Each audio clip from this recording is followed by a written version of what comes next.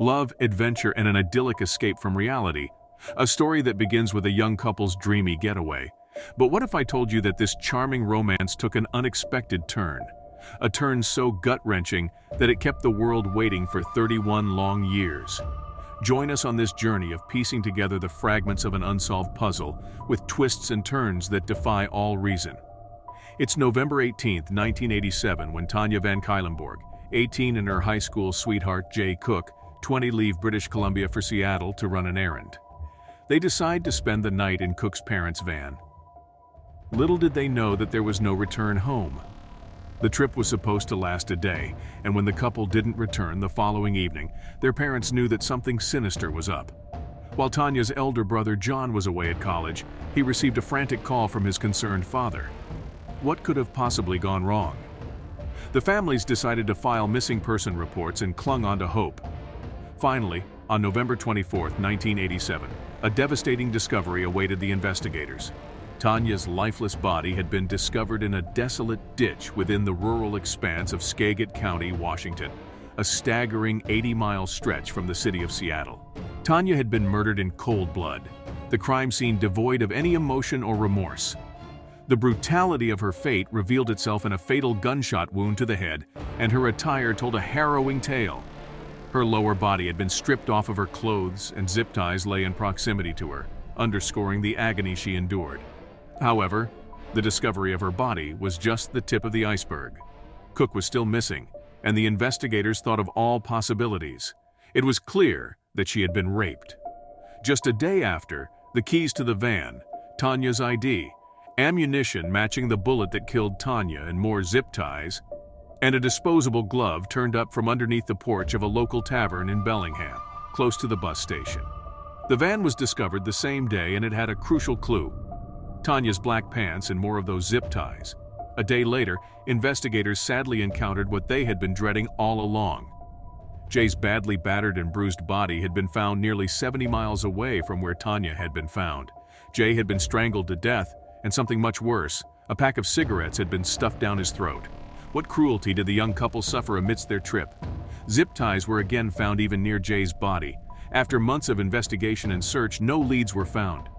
It's like the perpetrator had vanished into thin air, and just like that, 7 years had passed. In 1995, a guardian angel in the form of a Snohomish County detective named Jim Scharf helped form a cold case team. And guess what?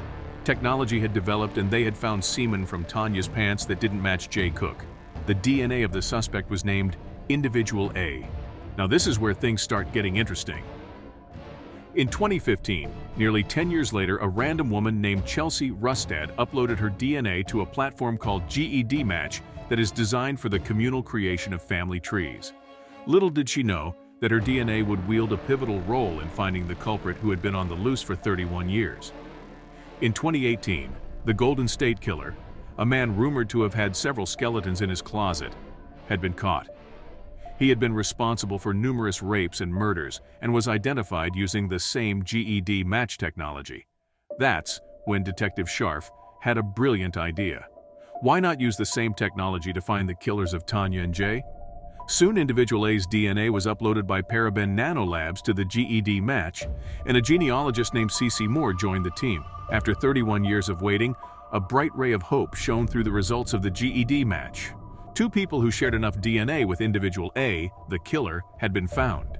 His name?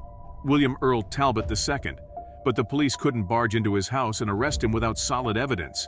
That's when they did the unthinkable. Detective Scharf tailed Talbot, who was a trucker, for a few days, until they got hold onto a used paper cup which was rushed to the Washington State Patrol lab the very same day. The result was shocking. The DNA was a 100% match. Everyone involved shed tears of joy after the results came out. Nearly 31 years of relentless search proved to be fruitful, and it meant that the families could finally get closure that they desperately needed. Talbot was finally arrested and taken into custody. In June 2019, William Talbot II pleaded not guilty to 2 counts of aggravated murder as his trial commenced in Snohomish County Superior Court. Defense attorney Rachel Ford argued that DNA evidence could be explained by consensual sex, and co-counsel John Scott maintained insufficient proof for guilt. Prosecution countered with Talbot's DNA on victims' bodies, his proximity to Jay Cook's body and the presence of zip ties in all the crimes. What proof could be clearer than this?